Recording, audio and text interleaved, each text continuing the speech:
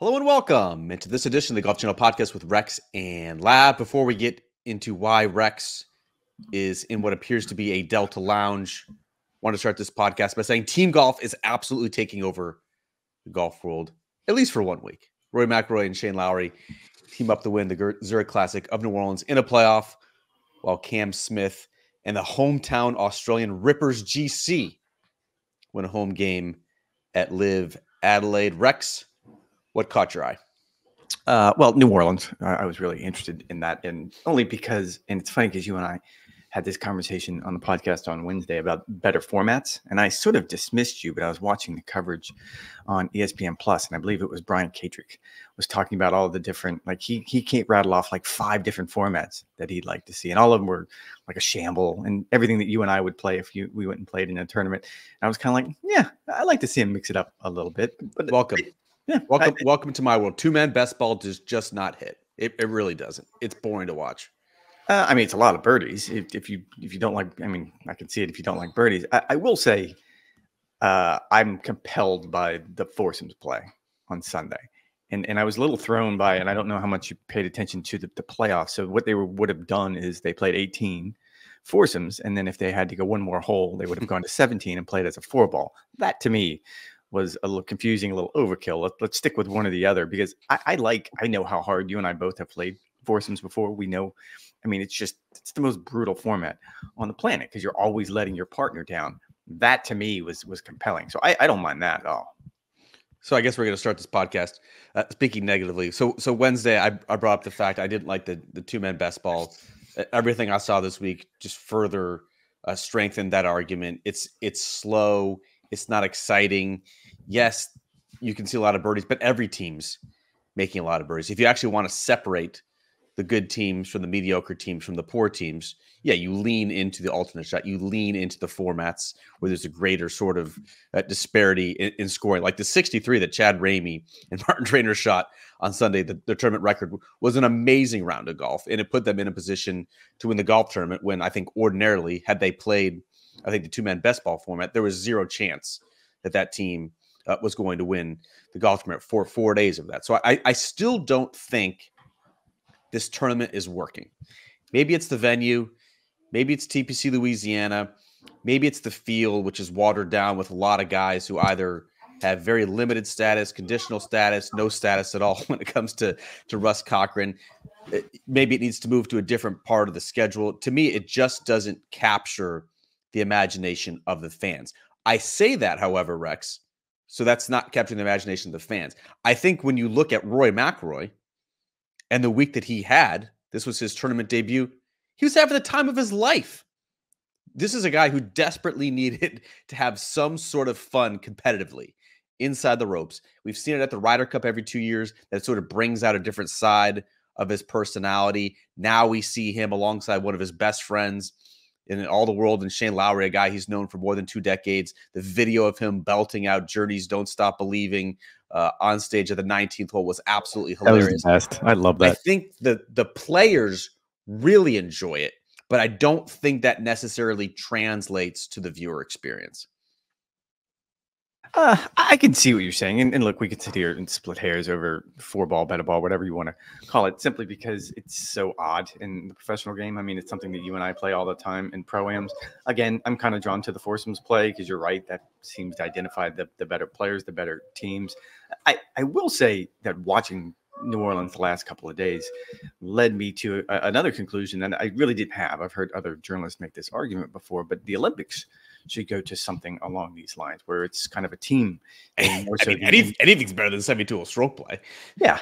And I think there's probably something to be said for that, whatever the format is. Again, I think 4 days of foursomes would become exhausting for the players, if not the fans. But I do enjoy that format. I don't mind. I mean, look, we do 4-ball at the Ryder Cup and the President's Cup. It seems to work just fine. No one seems to complain about it then. The rounds are slow, but I think, again, this is the old-timey pace of play conversation that we had last week. I don't think that's going to change one way or the other. I was compelled by it. I watched it. I was interested. You're right. Watching Rory in that element, that team element, it helps when you have your best friend that you're playing alongside. I thought it was fun. Like when you think about Rory and his energy levels all week, certainly his energy levels when he was pounding the Michelob Ultras afterward, like you can clearly see how much it meant to Rory to be part of a team, to be part of some of this like collective achievement. And so I do think there is room on the PGA Tour schedule in the future for a team event. Um, I, I still don't think this is the best answer, but I think this week should embolden those who do believe that team play can and should be incorporated into whatever the PGA Tour is eventually going to look like. Rory in the past has brought up the cricket format, and I'm not sure if you're entirely familiar.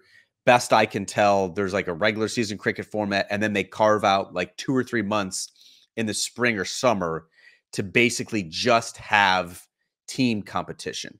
That would obviously involve an entire reworking of the entire PGA Tour schedule and the major championship schedule as well. The thinking going, move the PGA Championship to the fall, early winter, and space it out over 12 months. That runs counter to everything that we've seen over the past couple of years, where they're trying to condense it, where they're trying to make it a sprint, where they're trying to finish before college football and the NFL season begins. So I'm still a little bit skeptical that that could actually happen. But I do think these sorts of events, particularly if it's integrated with LIV, particularly if there's this sort of franchise model, I do think it can work 4 to 6 times, because I think the players, with the right combination of players, with the right events, with the right fan experience, which I think is what kind of falls flat in New Orleans, I really do think that this can be a hugely successful model for the PGA Tour. It's just not what it currently is. And I would turn that back on you and say, okay, then give me the format that you think you're going to like more than this, because I don't think there's anything proven out there outside of the Ryder Cup and to a certain degree the President's I'd like to see a two-man match play competition. Yeah, I mean, we could do that. I guess, well, a couple things. One, you're right about New Orleans. The fan experience is awful, and it's because they're on the wrong side of the river. I mean, my wife's family's from there. I've covered it. You've covered it enough times. When you and I go to cover it, we stay on the French Quarter side, where most people stay who would want to go to a golf tournament. People who live in the city, people who live in the suburbs. I mean, they built City Park, essentially rebuilt City Park after Hurricane Katrina, specifically with the idea of bringing the tournament there. So I'm not quite sure why it never worked out. You could turn that into a party. You could turn it into something really, really cool if you just relocated it. Just to pull back the curtain here, obviously I'm in the Sky Lounge, so I'm having to use my inside voice. Yes, we're gonna have to rework the audio to just boost the energy levels, just boost the volume, just a touch. It's early in the morning. It's Monday morning. I'm getting a lot of dirty looks, and people do not want to hear me spouting off nonsense at 8 a.m. in the Sky Lounge. But no, I think we could create something special. You immediately took the leap of, okay, this is how we incorporate LIV Golf into the PGA Tour. I'm not quite sure it's going to be that seamless, but I see where you're going. Which does seem a perfect transition, potentially seamless, into LIV Adelaide. And afterward, Greg Norman didn't necessarily call what happened at LIV Adelaide vindication, but he did say that he feels sorry for the ignorance of others and those who are ignoring or dismissing what is happening. 35,000 people turned out on site to see the final round of LIV Adelaide, which was won in a team playoff, the first time they've had a team playoff in 2.5 years of LIV Golf, between the Australian team and the South African team. And I do think, Rex, that there was an important lesson here, that fan engagement is the key to all of this. I don't think it's any coincidence that this is what the PGA Tour model is trying to do as well, specifically when you bring in the Strategic Sports Group and the vast experience that they have running sports franchises, to see how you can kind of key into the younger demographic and make things more of a happening. When I asked Rory McIlroy about this a couple months ago at the Players Championship, where we hear, improve the product, engage the fans, what does that actually mean? He said the example of Formula One. You and I don't believe, have ever been to a Formula One race, but it is a 3 or 4 day event, big money. There's parties. There are things going on the periphery more than just the race and the competition. That is what I believe the PGA Tour wants to do moving forward. And that is what I think LIV Adelaide, at least, has tapped into. Yes, you have the 54-hole golf tournament, but you also have concerts each night. You have other stuff for fans to do. And I think you see a massive turnout. 95,000 fans, I believe, was the number that LIV Golf cited. Again, I don't think that's necessarily translating to the TV product, but it's clear that this is the best event that LIV has to offer and something they're going to continue to try to tap into. Yeah, and it was last year too. If you go back, Yep. I think it was by far the most successful event. And you and I both have been to Australia, and it is a golf-starved nation. And if you can bring them stars, if you can bring them quality golf, even if it's 54 holes, even if it's a team event, like they don't have a hard time wrapping their mind around this and getting behind the event. By all accounts, I was told Singapore and Hong Kong were the same thing. When I've talked to people and players who are at those LIV events, I think it just, if you go to the right market, that as, and I hate to give credence to Greg here, but to his point that if you're willing to wrap your mind around the idea that this is golf, just a little bit different, then yeah, I think you can turn that into something special. And the Formula One model is probably the perfect model for, if not the PGA Tour, certainly SSG, because that is by far the path forward if you want to turn PGA Tour Enterprises, the for-profit arm of the tour now, into something that's profitable. That's the easiest pathway forward. And you do that in conjunction with LIV Golf. I will say there's already tour events that do this. I mean, Scottsdale being the primary example now. But if you look at other events, the American Express has a concert pretty much every night, starting on Monday night all the way Players through. Championship does it. I'm saying Yeah. It's going to look more, I think, a lot more like Phoenix than it will the Zurich Classic. And again, we keep going to the Zurich Classic and why it was a little bit dead on site. You have Jazz Fest going on at the exact same time. You have a Pelicans playoff game on Saturday afternoon that clearly drew some of the interest there. But I think as an example, it's going to look more like Phoenix than it is going to be Zurich. Yeah. And again, as someone who's I got married in New Orleans, my wife's family's from there. I've spent a good amount of time there. I think if you did it differently there, like if you move that somewhere into the city park, for example, which is, a cab ride from the French Quarter, you turned it into a party, you made it part of Jazz Fest. Even like there's so many different things you could do at that time of year in New Orleans to turn this into an event, and they just haven't done it. I mean, I don't know if it's because TPC Louisiana is a tour property and they just need to stay there just for monetary reasons. That seems like a silly reason when you could turn it into something really special. A couple of things here to also dive in on LIV Adelaide. I've been saying for a long time on this podcast that I do believe, especially now that LIV has abandoned its pursuit of official world golf ranking points, that they should just completely lean into the team element. And I think that's what was on display over the past couple of days in Australia. I think for the first time, the team competition really overshadowed the individual element. That's not a knock on Brendan Steele, who is a fine player. We both like him personally. Getting the $4 million first place prize, the first time he's won a tournament, I believe, since 2017. But you had a first-time team playoff, and it certainly helped to have the hometown team doing battle. But having two players on the Australian team go up against two players on the South African team head-to-head with all that was at stake, I think monetarily, sense of pride, in sort of capturing the imagination of the fans. To me, that felt like a moment for LIV Golf and something that they should get into further. The complication, of course, with that, Rex, is that if you do go strictly into the team format and get away from the individual component, how are the 10 to 12, I think, major worthy players who compete on LIV Golf, how would they respond to less focus on stroke play and more on the team element? They're basically using these golf tournaments to gear up for the major championships, and having more match play, having more team focused competition would only detract from that. You already have John Rahm calling for LIV to move from 54 holes of stroke play to 72 holes of stroke play. I think that's where LIV needs to go, but I don't think its marquee players will sign up for a tour or a circuit that is leaning more in the other direction. Yeah, you've made this argument before, and I think they're moving in the other direction. I mean, to your point, even Greg talked about, yes, they're open to the idea of playing 72 holes, and which to me that's sort of just background noise to, okay, that we would be willing to maybe add more individual stroke play to this, lean into the individual side more so than the team side. I get your point. Like, as soon as they lost the battle for world ranking points, it sounds like a good pivot just to lean into the team aspect of it is. I don't know if you get the players to buy off. I don't think you can get the fans, at least in the United States, where they still have the vast majority of their events, to lean into it. It's just not been a popular proposition up until now. And for whatever reason, it works in Adelaide, it works in Asia, it's worked in other places. It just hasn't paid off here in the United States. So I'm not quite sure if you double down, if you decided, okay, well, we're only going to do team aspects of it. I mean, that to me sounds like you're just being bullheaded at that point. I think it's also worth pointing out that LIV Adelaide, at least at this point, is still the outlier. Whether you look at Hong Kong, whether you look at London, whether you look at the tournaments in Saudi Arabia, like they're still getting terrible interest on site from the fan turnout perspective, and they're still losing money.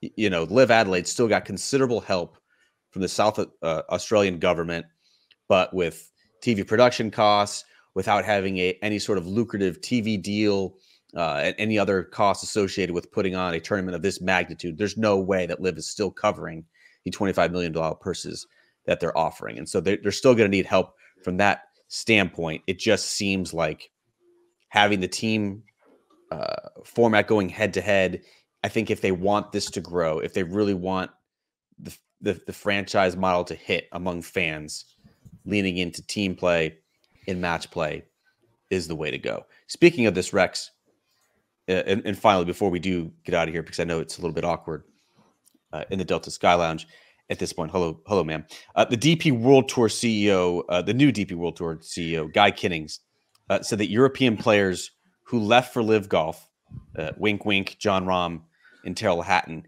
can still qualify for the 2025 Ryder Cup. He did not say that this is a loophole. He said this is actually not new news, but it is something that he is now bringing attention to, as in those players would be able to play the 2025 Ryder Cup at Bethpage Black if they play enough events to qualify for tour membership before being selected. In other words, this means that those players have a pathway to compete at Bethpage, but it just requires some more work and effort in addition to paying a fine, which if you're making $300+ million, as is the case, John Rahm, paying a fine of $1 million or $2 million is probably not going to be that big of a deal. This seems like a pretty good compromise and a pretty good path forward for the European Ryder Cup team in particular. I actually got a text message from one of our producers up in Connecticut asking about the story. It was on golfdigest.com. It was by our buddy John Huggins. And he said, is this newsworthy? Should he put it in the show that night? And I said, no, this has always been the case. This has always been the rules. If you go back, just go back just a few weeks, there were LIV players playing in the Porsche Open in Germany. Like, they still can maintain their membership as long as you pointed out, they pay the fines. And it's a lot of money for the fines. I talked to one player on LIV, and it was well into the 8 figures. He's not paying that. LIV Golf is paying that. That's sort of the unwritten code here. So it's not like they're having to sign these checks. And they only have to play 4 events outside of the majors to maintain, that's if they get in the majors, to maintain that membership. So why wouldn't you? If you're John Rahm or you're Tyrrell Hatton or any of the Europeans who are sort of wringing their hands that you can't be part of the Ryder Cup anymore. No, you still can. And this hasn't been changed. This isn't new. I actually wrote in my column on Friday that if the PGA Tour is really struggling with how they're going to make this work with LIV Golf, if they come to some sort of agreement with PIF, and we all know that one of the big hangups is going to be how those players who join LIV are either welcome back or not welcome back into the current ecosystem. If you're trying to find some sort of paradigm of hope, if you need a pathway, the European Tour has created it. I mean, this is the easiest pathway to do it. That just lay down fines, lay down suspensions, make some sort of mandatory. Okay, if you want to be a tour member again, this is the number of events. It can't be 15. That's not realistic. But like, if you can come up with a realistic way to do it, and the European Tour has. So I think as much as the PGA Tour is struggling with the concept right now, they have created something that the tour should probably study carefully, because there are LIV players who continue to maintain their membership on the European Tour. And make no mistake about it, the European Tour, it's a funding source for them at this point. They're getting a great amount of money for this. Now, folks like John Rahm, Tyrrell Hatton, AJ Moronk have all maintained their European Tour membership. What about the European legends last summer, who were basically strong-armed into forfeiting their European Tour membership or forfeiting their European Tour membership? I'm thinking of Sergio Garcia, Lee Westwood, Ian Poulter, Henrik Stenson. Those players gave up their European Tour membership because they basically threw up their hands and said, there's no use. The suspensions, the fines are outrageous. How are those players now feeling when the DP World Tour CEO, Guy Kinnings, is saying, "Oh no, this isn't new news. You didn't have to. You didn't have to do that." It's not. So I would turn it back on you. Why did you use the word strong arming? Because this has been their regulation since the very beginning of this. Even when they went through the I think it was called the Sports Resolution. I mean, the Court of Resolution, when Ian Poulter and some of the other European players tried to challenge the European Tour's regs. This has always been the case. I think it's why the court ruled in the European Tour's favor, because how come they all resigned in mass? Well, probably the fines would be prohibitive if they were paying them. Again, my understanding is they're not paying them anyway. This is coming from LIV Golf / the Public Investment Fund. So the only reason not to do it is just to prove a point that if you're Sergio Garcia, for example, and your feelings are probably a little bit hurt because this didn't play out the way you wanted to, then fine, I'm just going to take my ball and I'm going to go home. That's what this feels like to me. How about Guy Kinnings as well, saying that representatives from the DP World Tour, the PGA Tour, and the Saudi Public Investment Fund have not yet met together when we are nearly 11 months since the announcement of the framework agreement? Did that catch you by surprise? What's your read on that? No, again, just like I wasn't surprised when we learned that the player directors on the policy board hadn't met with anybody from the Public Investment Fund, including Yasir Al-Rumayyan, the governor. I don't know. I don't like. Yeah, killed that one. I don't know why they would have. Again, I'm not trying to be disrespectful. That's 11 months. 11 months. I mean, it seems to me there's a lot that needs to be done before you bring the player directors in. It seems to me there's a lot that needs to be done before you bring in Guy Kinnings in the European Tour, because this is going to be a deal essentially. And again, this probably isn't going to make my friends in Europe very happy, but this is going to be a deal essentially between the PIF and the PGA Tour. And then whatever becomes of the DP World Tour, that's part of the process. But let's don't, I mean, this is Jay Monahan, this is Yasir Al-Rumayyan, this is those two negotiating this deal. It's just amazing that there have not even been conversations with those folks in the same room 11 months removed from the framework agreement. It certainly seems like the sense of urgency is different among all of those parties. Which I would say that this is the motivation, and Rory touched on this last week when he was asked the idea of why you'd want to go back on the board. And it's because things have been moving so slowly. He feels like he could be sort of that spark that moves him in the right direction. I'm not quite sure if he will be, because I think you still have the conflicts on the board that clearly exist right now. You still have people on one side of the board who want to go in one direction, people on the other side of the board who want to go in a vastly different direction. So I'm not quite sure how Rory bridges that gap. I also love to tie this all together that we were asked last week on Golf Today by our friend Eamon Lynch whether Rory McIlroy, assuming he does get voted back onto the board, whether that could help or hinder his performance. Well, the week that it becomes known that Rory McIlroy is potentially going back on the board to replace Webb Simpson, he wins the golf tournament with his friend Shane Lowry. As we mentioned, you are in the Delta Sky Lounge. Where are you headed? What are you doing? Heading to Dallas for the Nelson this week. I'm the Golf Central reporter on property, and you're heading up to Connecticut. Is that right? This is what I am. I leave in about a half hour's time to get to Stamford, Connecticut, doing the show Tuesday and Wednesday alongside Damon Hack. Very much looking forward to that. Jordan Spieth seems like Rex, the lone headliner in this AT&T Byron Nelson Field. Jordan Spieth probably wouldn't even be playing in this tournament if he was not sponsored by A, AT&T, or B, living in Dallas. What are you actually looking forward to covering this week? It's these events in between, and I was talking with a producer last night about this, that I don't think that we've done a very good job of sort of telling the stories of players trying to play their way into the signature events. And since we're getting towards the end of the signature events, I want to try to look at these players from the Aon list, the 2 Aon lists, the 5 and the 10 lists, and trying to point out how important it is, specifically this time of year, because we're kind of at that. I know we've only played one major out of 4, but I feel like we're at that tipping point in the year where you're going to have to slide on. I thought it was funny yesterday, Rory and Shane talking about one of their motivations for trying to win yesterday was to improve their FedEx Cup status, which is shocking to me. But and only get 400 points for a win. Well, Rory, I think they were both outside the top 50, which is sort of Yep. the magical number. So I see where they're coming from when you have an issue like that. You have JT. I just looked at the world ranking again this morning. He slipped to 28th in the world ranking again, which means that he's probably going to need some sort of exemption to get into the final signature events. You're going to end up with top players at the end of this season. Like if that churn rate remains the same, you're going to end up with top players who don't stay in that magical category. Yes, big week for Rory McIlroy. Not just did he earn a massive hangover from his win and his night in New Orleans chugging Michelob Ultras, but he also now, if the season ended right now, yes, Rory McIlroy would indeed be eligible for the Tour Championship. Very big news. You can catch Rex all week from Dallas, reporting, as he mentioned, on Golf Central. You can catch me on Golf Today on Tuesday, Wednesday. Rex and I will be back for a preview edition of the Nelson and anything else that happens in the intervening 48 to 54 hours on another edition of the Golf Channel podcast with Rex Lab that will drop on Wednesday afternoon. In the meantime, you guys know the drill. NBCSports.com/golf for all latest news and notes from the world of golf. Thanks as always for listening. Thanks for the support. Have a great start to your work week.